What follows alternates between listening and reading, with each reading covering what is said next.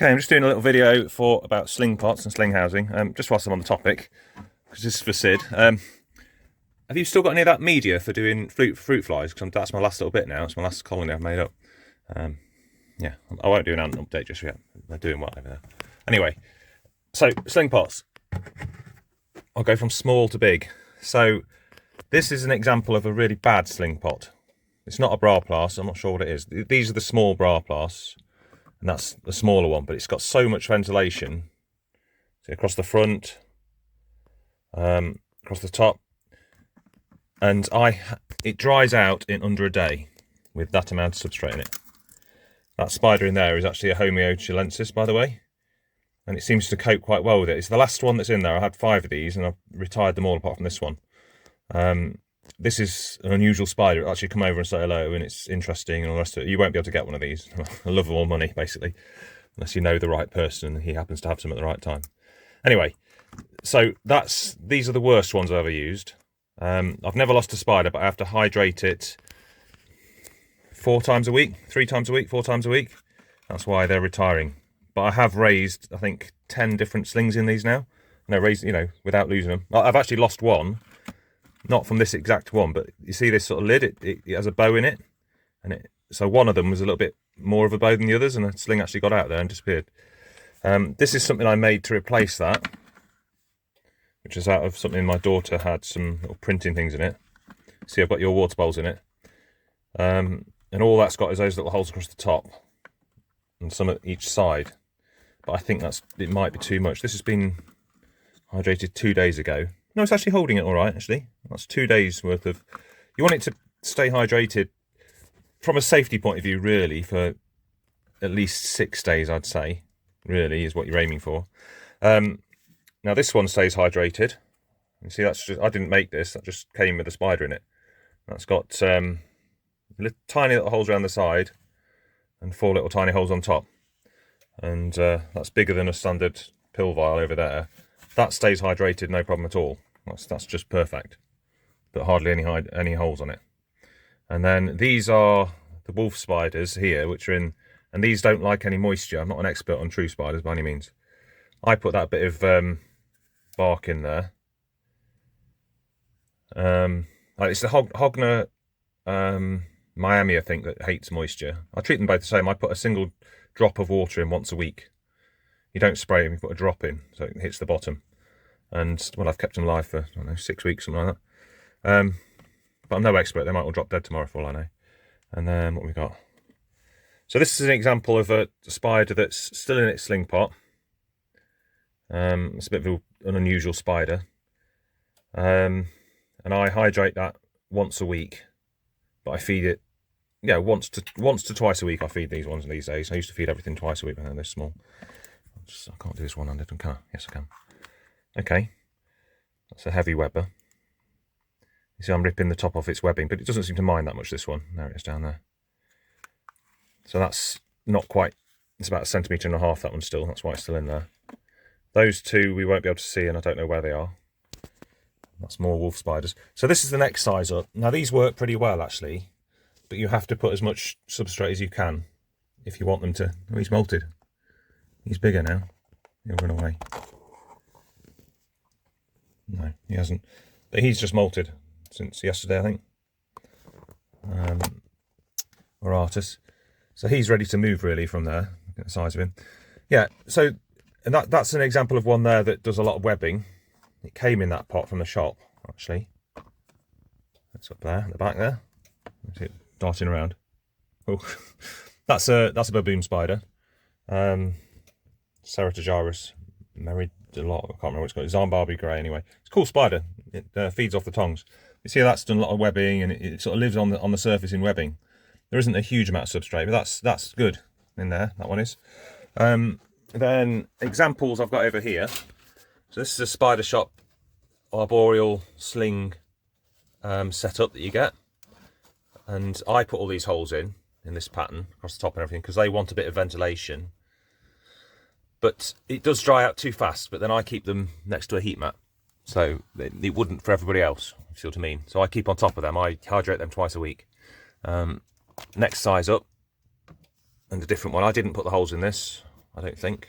No, this came with the spider in. And this needs, I have to keep on top of the humidity with this one. It dries out a bit faster than it is. Let's do a heat mat. See the you want a bit of this up the side here. That lets you know that it's still got a bit of humidity. Oop.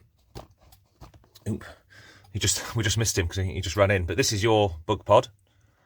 And I found that the issues I've got with it is obviously, it's not designed for tarantulas. Let's get this right. So when I hydrate this, here he comes, look. So that's a little N-Incy it's called. Heavy Weber. Which is one of the reasons it's in there, because it makes a good display spider. See all that? And how I hydrate this at the moment is water bowl is buried. I try and squirt it into the water bowl, but I literally put about, well, up to there full of water, basically. And it's dried out, well, it's dried out now, and it was hydrated 2 days ago. So it goes fast in there, but there's not much. The reason you have a lot of substrate is to try and hold the humidity, and obviously the type of substrate matters as well. But yeah, so they are a relatively dry species. That's okay for that one, and he's doing fine. Next size up Brarplast is something like this, and this is the spider I was talking about that does escape. This is, or would escape if it wanted to. This is a pumpkin patch. Can't really see it very well, but this is an example of something that makes a web that goes to the top. And when you open this up, it's walking around there now. This is a spider that would actually come running straight out, but it's so rare that you find one that will do this when you're trying to feed them or anything. So here he is. They look amazing, these do. See if I can get you show you. The reason everyone likes them is because they just look so cool.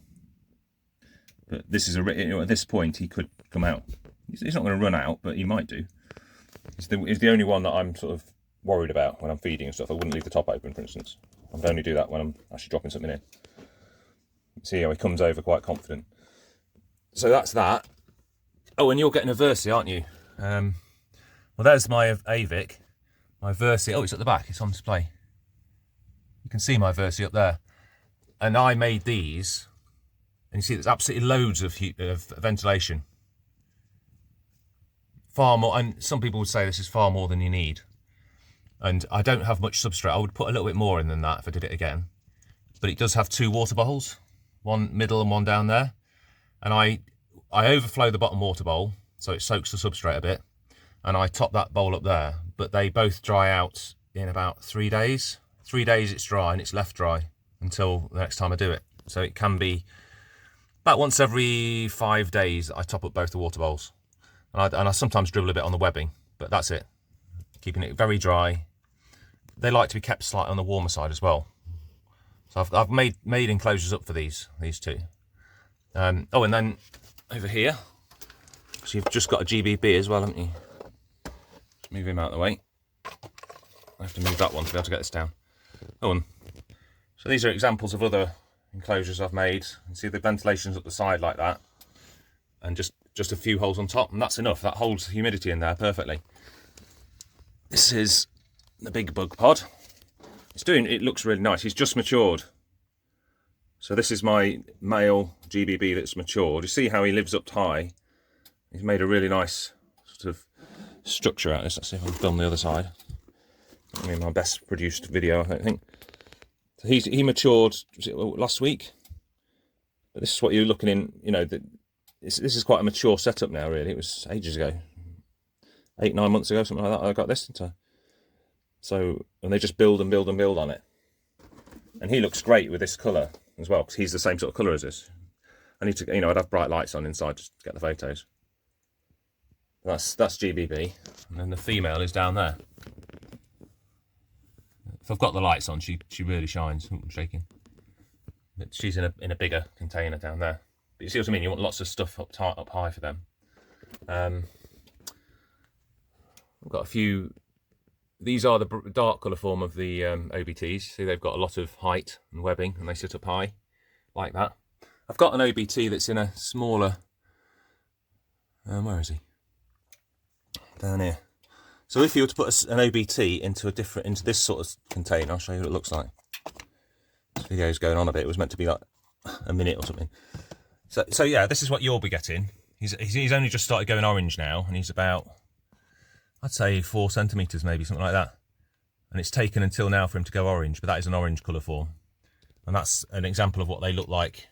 You see, he does have quite a big water bowl actually, and I top that up. And I do put a little bit into the substrate, but you don't need to put that much in. They can cope with it very dry, these can, but I don't keep them as dry as some people do. And that's a confident spider. I wouldn't say it would run away if I open the top up, but it's more likely to dart into its burrow. But it will come over and take food. And I put in little baby doobies and it comes and grabs them. Yeah, so there you are. Just some examples of what I've got going on and what I think's good and bad about them. As I say, these ones, without any extra holes in the top, they hold moisture, but they can really condensate too much sometimes. So I've been retiring most of those, to be honest. You see, I put a lot of extra holes on top of this one, and that keeps it a bit drier. But having that much substrate is perfect for one of these because it keeps it a bit on the moist side. Yeah, there you are. So it's all about the substrate. Oh, and the watering thing, yeah. So this is a H. gigas. We're not going to see it, I don't think. It's a very shy spider. If I touch it, it would disappear anyway. His burrow goes all the way down here, up here, around here, up here, and he's up here, and he's built. Oh, there he is. That's a rare sighting of him. And this is that's the watering tube, so I can put water in there if I want to. I found it's not actually that necessary. You just use a. Where is it? This is essential for tarantula keeping. You've probably got one of these anyway, haven't you? And that's how you water them. You don't spray them. You dribble that down one side and it goes straight down. And to be honest, I put those tubes in and it does get water down. This is the one spider that you can actually, they swim. And so about once every 2 months, I actually put water in there. So there's about a centimetre or so water in the bottom. Maybe a bit more sometimes. Seems to like it. I've actually seen it take a roach and then sit with the roach under the water. And the spider's not underwater, but the roach is. It's just holding it underwater. So I don't know if that's an adaptation or what. So you haven't got a burrower yet, so I'd recommend getting one of those. If you won't see much of it unless you do it like that. You have to make the burrows down the side, but they're good. You know, as long as you make it just right, so you're actually going to see it, they're fine. So I'd recommend one of those. Anyway, there you are. So I've done you a little video. I'll just put it on YouTube for you. Okay, bye. Oh, I just thought I'd add, if you were looking for a particularly interesting, that's the Melopus albostratum. It's the Thai zebra, it's called. They look pretty cool when they're adults. But if you're just looking for something that's going to make a really interesting burrow, then this would be cool. Look, it looks like an alien's egg. So it's built that out of all the loose bits of leaf litter and substrate and stuff. It's just built it up into like a turret, and it sits there with its legs out. You can probably just about see a leg in there, but normally its legs are actually sticking. It sits out there with it sitting out the top. So if you were looking for a spider that's going to be a bit more of an interesting burrower in terms of doing that sort of thing, he's got two entrances. There's another one down there. They must be linked up underground somewhere. I don't know where it goes. But yeah, and this is my latest sling container that I really like. And it's got a lot of ventilation actually. These have, but I like to put the substrate quite a lot. It depends on the species. Some of them I can, but I'm very happy with these because I can overhydrate them. I can underhydrate them. I know what I'm doing exactly with these. I can leave them for a week quite happily just by putting a bit more in. So I like these, and that's my design of the holes, but it takes a while to make them, that's all. Yeah, so I thought I'd put that on there.